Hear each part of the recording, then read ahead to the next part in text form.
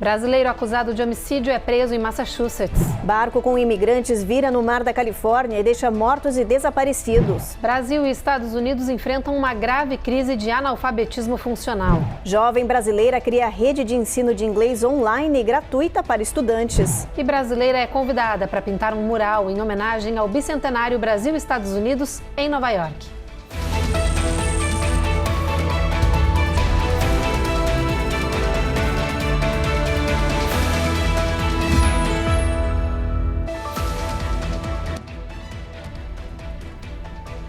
Olá, boa noite. Boa noite.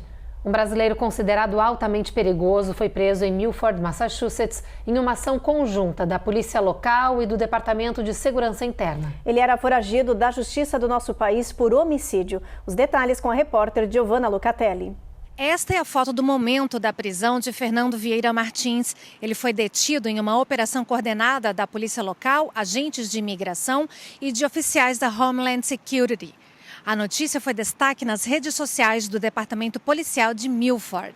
Fernando era procurado por homicídio no nosso país. Ele foi acusado de esfaquear uma pessoa mais de 30 vezes em 2023 e fugir para os Estados Unidos. O Brasil tinha expedido um mandado de prisão internacional e colocado o nome dele na lista vermelha da Interpol como um indivíduo violento e perigoso. Ele é o terceiro criminoso capturado na Nova Inglaterra em menos de 45 dias. As autoridades reforçaram que indocumentados com antecedentes criminais escondidos nos Estados Unidos são prioridade para a prisão e deportação, seguindo as diretrizes da gestão de Donald Trump. Um venezuelano foragido da Justiça do Brasil, onde cometeu um crime, foi preso aqui nos Estados Unidos. Esse homem foi encontrado por agentes da Polícia de Imigração vivendo em Newark, lá no estado de New Jersey. Juan Luiz Ramos Marim, de 23 anos, fugiu do Brasil após cometer um assassinato lá no nosso país. Em seguida, para escapar de uma condenação, veio parar aqui nos Estados Unidos. Ele cruzou a fronteira sul do país sem se entregar às autoridades de imigração e sem ser inspecionado. Ainda segundo o ICE, além de estar aqui de forma ilegal, ele também era procurado internamente por cometer uma série de crimes ao longo da costa leste, sobretudo roubos. Como ele é oficialmente um procurado da Justiça Brasileira, agora o ICE o colocou na lista de deportação. Assim que ele for enviado ao Brasil, será entregue às autoridades para cumprir a pena pelo homicídio que cometeu por lá. Na Califórnia, um barco com imigrantes indocumentados virou quando se aproximava da praia de Del Mar. Pelo menos 3 pessoas morreram. Toda a cena dramática foi gravada por celular. A guarda costeira e a polícia local foram acionadas para resgatar essas pessoas. O vídeo mostra o momento exato em que uma onda forte atinge o barco pequeno que tentava se aproximar da costa na praia de Torrey Pines. Nas imagens é possível ver várias pessoas na água, muitas desesperadas porque não sabem nadar. Autoridades locais, helicópteros, jet skis e a guarda costeira foram acionados às pressas, mas muitos dos imigrantes acabaram arrastados pelas ondas. A polícia disse que pelo menos 3 pessoas morreram e cerca de 9 seguem desaparecidas. Um sobrevivente resgatado contou que haviam 18 pessoas no barco. As buscas continuam na região. Esta moradora disse que imigrantes chegando em botes improvisados nas praias da Califórnia estão se tornando rotineiros e cada vez mais perigosos. Ela lamentou a tragédia e as várias vidas perdidas. It feels horrible. You know, I just had a grandbaby this weekend and, you know, a life was brought into the world and then I hear about this. It's a tragedy. Um tribunal de apelações dos Estados Unidos rejeitou a tentativa do presidente Trump de revogar o status legal de 400 mil imigrantes. Além disso, um outro juiz ordenou que Trump permita a entrada de um grupo específico de refugiados aqui no país. Em mais um golpe às suas políticas de imigração, Trump terá que admitir quase 12 mil refugiados nos Estados Unidos. É que, através de uma ordem executiva, a Casa Branca havia suspendido o sistema de admissão de refugiados. O problema é que, antes da determinação, milhares de pessoas estavam com processos em andamento. Agora, um juiz determinou que esse grupo, que já havia solicitado refúgio antes da mudança, seja admitido. Além disso, também nesta segunda-feira, um Tribunal Federal de Apelações rejeitou o pedido do governo federal para revogar o status legal temporário de 400 mil imigrantes cubanos, haitianos, nicaragüenses e venezuelanos que vivem nos Estados Unidos. Enquanto sofre derrotas consecutivas na justiça, Trump tenta engatar mais uma medida polêmica. O presidente aposta agora na autodeportação dos indocumentados, para os quais quer oferecer $1.000 em caso de decisão de deixar o país de forma voluntária. Trump ainda disse que aqueles que forem boas pessoas poderão voltar aos Estados Unidos no futuro, mas não deixou claro como poderia ser esse retorno. A seguir, jovem brasileira cria rede de ensino de inglês online e gratuita para estudantes. E tem o chocante caso do ataque de um urso na Flórida que matou um idoso e seu cão de estimação.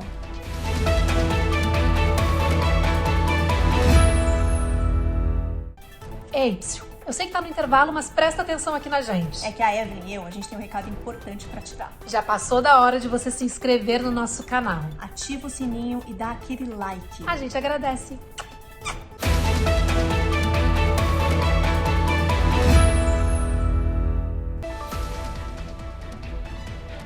Uma brasileira de 18 anos está transformando a vida de milhares de jovens com um projeto voluntário que ensina inglês gratuitamente. É que ela e um grupo de amigos criaram uma iniciativa online de super sucesso para democratizar o ensino do idioma lá no Brasil. Quem nos conta essa história é a Carla Marinho. Let me know, me avise, never mind, deixa pra lá. Aprender inglês para mudar o futuro. É com esse lema que a jovem imigrante Manuela Blatt, que mora em Miami desde 2022, está transformando a vida de centenas de outros estudantes no Brasil. Ela fundou a Brazil with an S, que é uma rede de ensino de inglês online, gratuita e voluntária. Eu queria muito contribuir um pouco para o meu país, devolver para o meu país de origem, né, para o país de onde eu vim. E eu sentia que eu era muito privilegiada de poder falar inglês, que é uma língua que menos de 1% da população no Brasil fala fluente. E eu resolvi criar o Brazil Tennis para tentar ajudar e talvez até plantar uma sementinha. Foi o choque cultural que fez a recém-imigrante entender o valor e poder do voluntariado por aqui. Eu percebi que os americanos, eles valorizam muito o serviço comunitário, ajudar o próximo. E as escolas, inclusive, incentivam muito os alunos, os professores, a comunidade escolar a se voluntariarem em projetos. O projeto começou tímido, só com ela, o irmão e algumas amigas que davam aula para um grupo de 50 estudantes de uma escola pública no Rio de Janeiro. Mas não demorou muito para crescer e atrair não só novos alunos, mas também brasileiros falantes do inglês espalhados pelo mundo, dispostos a democratizar o acesso à língua e ampliar horizontes acadêmicos e profissionais da nova geração. Com isso, o Brazil UTNS se espalhou e cresceu e hoje a gente tem 3.500 alunos na fila de espera. Hoje a gente tem mais ou menos 250 alunos ativos. E hoje, como o projeto tem crescido bastante, graças a Deus, a gente começou a desenvolver as aulas em turmas pequenas. O sucesso da iniciativa foi tamanho que a Manuela entrou na cobiçada lista Under 30 da revista Forbes, ao lado de grandes nomes da inovação e do empreendedorismo social. Para essa turma, saber inglês é muito mais do que falar outro idioma. É poder experimentar um leque de oportunidades, como bolsas de estudo, cursos internacionais, trabalho em multinacionais e, é claro, conexão com o mundo. A gente zerou a nossa lista de professores, inclusive eu queria usar essa oportunidade aqui para pedir vocês, pessoas que sabem falar inglês, pode ser adolescente, adulto, criança, que tem afluência no inglês ou que sabem alguma coisa do inglês, mas que são brasileiros ou falam português. Queria pedir para vocês se inscreverem no projeto, doarem 40 minutos da semana de vocês para ajudar uma pessoa, para ensinar um pouquinho do inglês para essas pessoas que não sabem o idioma. O recém-eleito primeiro-ministro do Canadá, Mark Carney, visitou hoje os Estados Unidos. A chegada de Carney acontece após viagem do primeiro-ministro à Europa. A vinda dele tem o foco de amenizar as tensões políticas com o país vizinho. Os líderes se encontraram na Casa Branca em meio a um momento conturbado nas relações diplomáticas com imposição de tarifas e falas polêmicas de Trump sobre anexar o Canadá aos Estados Unidos. Hoje, o Canadá é o segundo maior parceiro comercial da Casa Branca e um dos seus aliados mais próximos em muitas frentes, da segurança nacional ao comércio. Ainda não foram revelados detalhes sobre o que os dois discutiram internamente ou se entraram em novos acordos. No Oriente Médio, escalada de tensão, bloqueio de alimentos e de água na faixa de Gaza completa 2 meses. Israel anunciou que está convocando os reservistas para um plano de invasão e conquista total da faixa de Gaza. Hoje teve também novidades da influência dos Estados Unidos no conflito.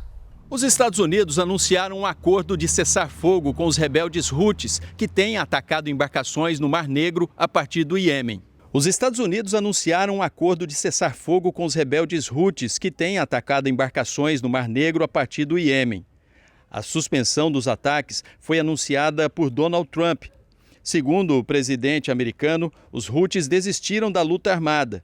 Desde 2023, os rebeldes apoiados pelo Irã vinham realizando ataques sistemáticos a navios que cruzam o Mar Vermelho em apoio ao Hamas. O ministro das Relações Exteriores de Omã, país que vinha intermediando as conversas, confirmou a trégua. Antes desse anúncio, Israel realizou uma série de ataques ao Iêmen. O principal alvo foi o aeroporto internacional de Saná, a capital do país. Uma infraestrutura terrorista mantida pelos rebeldes no local foi destruída. Num alerta feito em árabe, os civis foram orientados a deixar a região. A não saída da área coloca suas vidas em risco, dizia o comunicado. Nesta terça, Israel também identificou e atacou uma estrutura terrorista em Gaza, que funcionava dentro de uma escola. O Serviço de Saúde palestino, que é administrado pelo Hamas, informou que pelo menos 17 pessoas morreram. As forças de segurança israelenses também anunciaram a prisão de 2 terroristas do Hamas durante uma operação em Rafah, no sul da faixa de Gaza. Um dos homens exercia posição de comando e estava entre os responsáveis pela invasão a Israel em 7 de outubro de 2023. Os chefes das forças de defesa de Israel se reuniram nesta terça-feira com os principais comandantes militares para tratar do plano de ocupação de Gaza, anunciado ontem pelo primeiro-ministro Benjamin Netanyahu. Ainda não foram revelados detalhes da operação. De Tel Aviv, José Luiz Filho para o Américas no Ar. Aqui nos Estados Unidos, o departamento do xerife do condado de Collier, na Flórida, atendeu a um chamado inusitado nesta segunda-feira. É que um homem e seu cachorro de estimação foram mortos após um raro ataque de um urso no estado. Essa é a primeira vez que alguém morre após ser atacado por um urso na Flórida. Às 7h30 da noite de ontem, tiros foram disparados. Foi assim que a polícia matou o urso a poucos metros da casa onde Robert Mark Hill, de 89 anos, e seu cachorro foram mortos. 1 hora depois de abater o animal, mais tiros. Nessa hora, os agentes precisaram matar um segundo urso na mesma floresta próxima à estrada estadual 29, em Jerome. Ambos os ursos eram grandes, segundo as autoridades.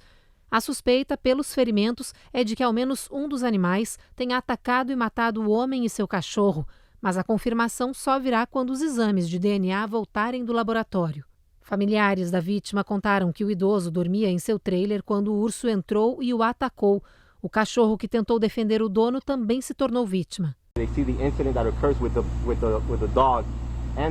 O xerife local disse que tudo foi presenciado pela filha do homem, que horas depois acabou encontrando o corpo do pai no meio da mata, para onde os ursos teriam o puxado. Depois do intervalo, Brasil e Estados Unidos enfrentam uma grave crise de analfabetismo funcional. E mortes de crianças por gripe comum atingem maior recorde em 15 anos aqui no país.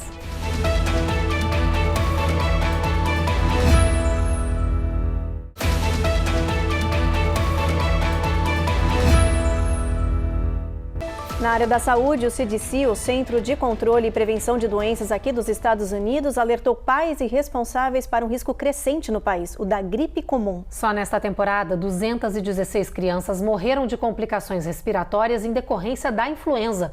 É o maior índice dos últimos 15 anos. Os médicos dizem que o número de menores chegando às emergências e sendo internados é crescente e preocupante. Até agora, em todo o país, 216 crianças morreram por causa da gripe comum. É a maior taxa desde 2015. Há vários motivos que explicam esse cenário, mas o principal deles é a falta de vacinação, que pode prevenir hospitalizações e mortes. A taxa de imunização contra a gripe caiu para 49% este ano no país. Os médicos dizem que esse número deve aumentar, já que a temporada de gripe ainda não acabou e não foi totalmente contabilizada. O CDC alerta que, além das crianças, o número de adultos doentes também está superando as expectativas. Até o momento, houve pelo menos 47 milhões de casos de gripe comum no país, com 26 mil mortes.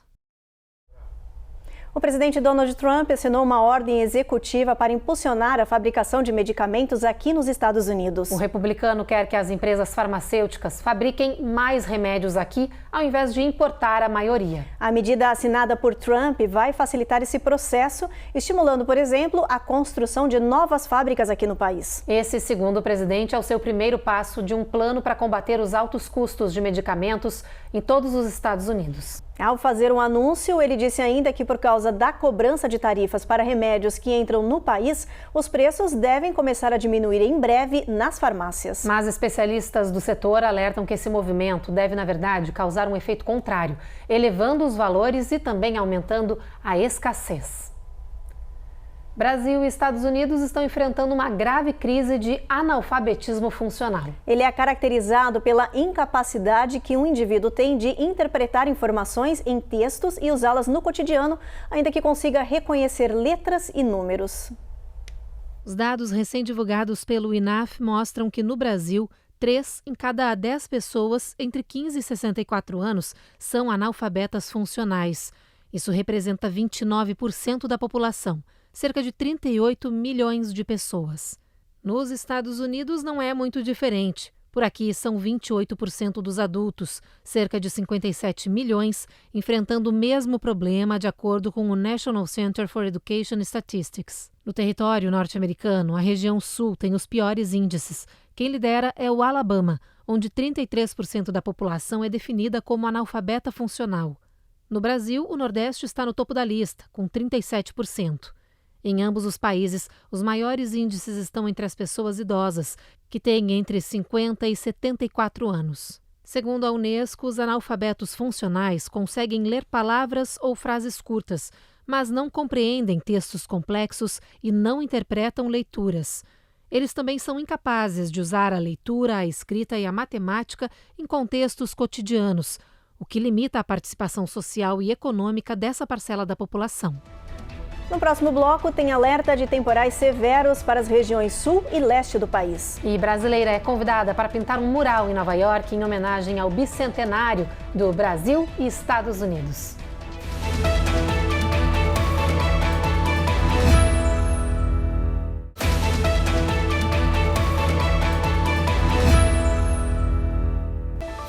Mais de 50 mil moradores do estado da Flórida receberam alertas nesta terça-feira para evitar áreas externas. O motivo é a má qualidade do ar, principalmente na região de Tampa. A Cone Rocha tem as informações.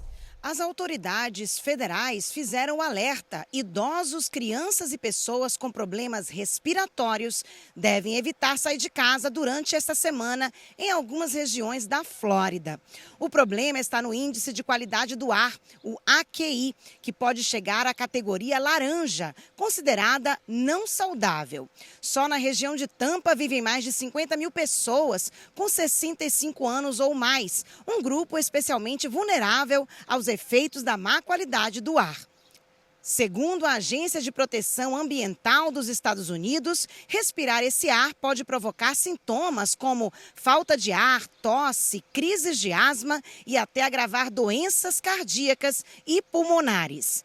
Mas esse fenômeno não se limita à Flórida. Cidades em estados como Califórnia, Texas e Arizona também têm registrado episódios de poluição do ar.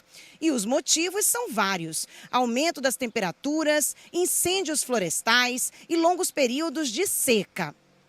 Para acompanhar em tempo real a qualidade do ar da sua cidade, você pode usar um aplicativo chamado AirNow ou acessar o site oficial da EPA.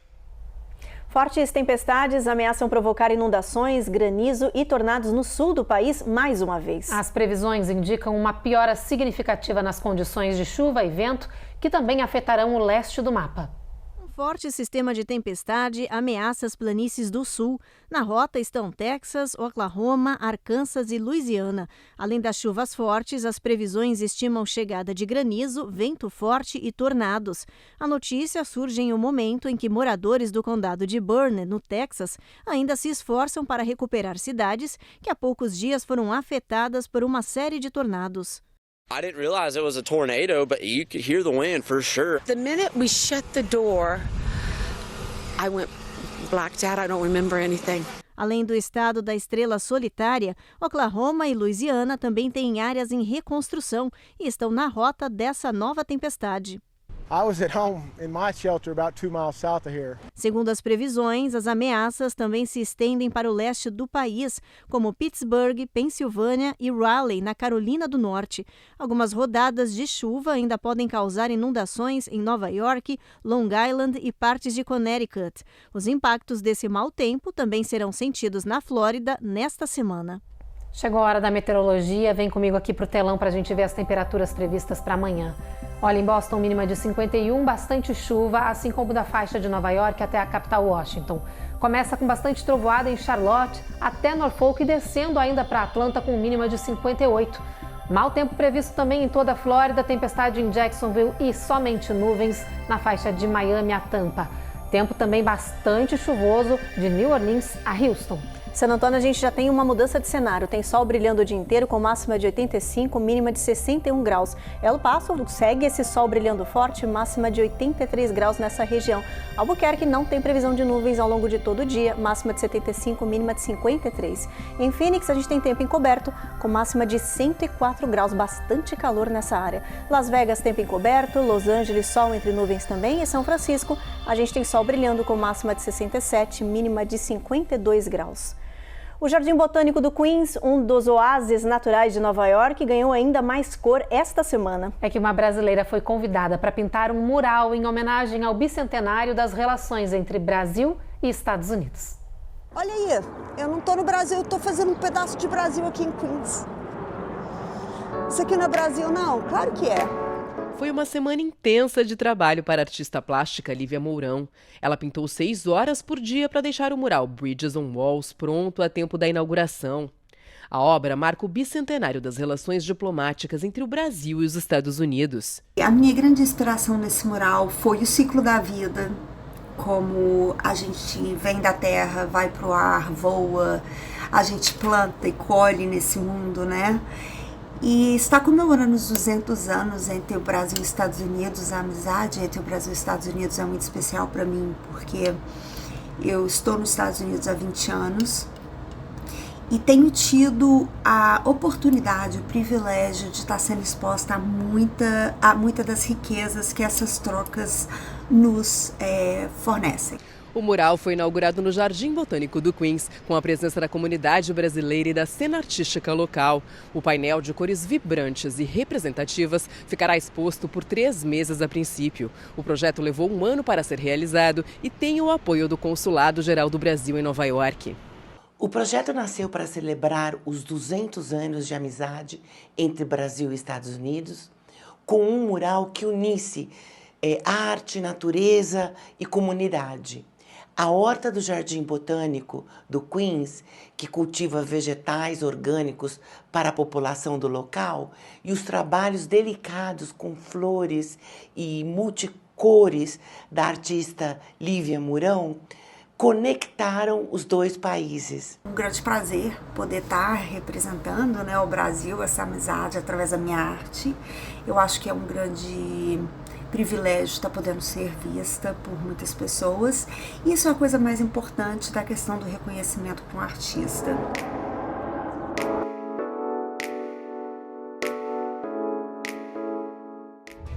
O Jornal Américas no Ar de hoje está terminando. A gente agradece a sua companhia e te espera na próxima edição. Você fica agora com mais um capítulo de O Rico e Lázaro. Boa noite. Boa noite, gente.